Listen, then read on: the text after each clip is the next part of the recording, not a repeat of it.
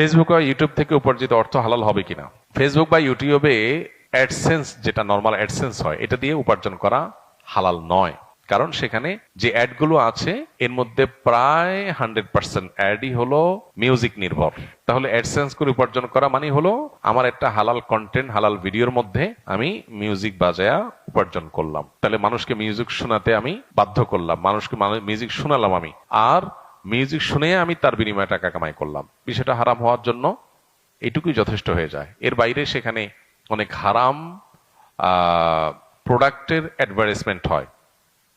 ধরুন মাদকের অ্যাডভার্টাইজ হলো, তাহলে সেক্ষেত্রে আমি একটা হারাম প্রোডাক্টের প্রচারণায় ভূমিকা রেখে তার বিনিময়ে কামাই করলাম, এটা জায়েজ নয়।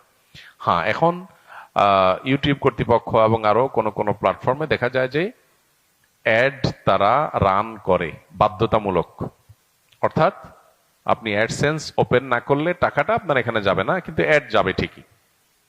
এরকম একটা অবস্থা হয়েছে যে অ্যাড চালানোটা আপনার ইচ্ছার উপরে নির্ভরশীল না, তারা তাদের অ্যাড চালাবে।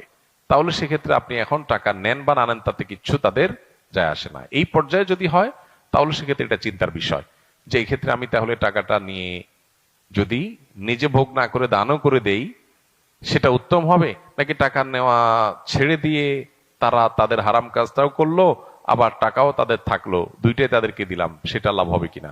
তো এক্ষেত্রে অবশ্যই প্রথমটা অধিকতর যুক্তিযুক্ত বলে মনে হয়। অর্থাৎ যদি এমন হয় যে না, তারা অ্যাড চালাচ্ছেই, আমি অ্যাডসেন্স ওপেন করি বা না করি, তাহলে সেক্ষেত্রে আপনি টাকা নিলেন।